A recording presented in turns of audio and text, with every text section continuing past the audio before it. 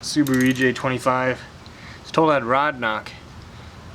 Figured I'd spin it around and see what it sounds like.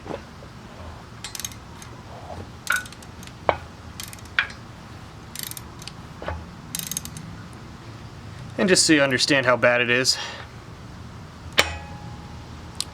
it's got a lot of play. I would say that whole connecting rod bearing is no more. The others aren't so bad. Actually, there's only one that's actually decent on this. That is rod knock.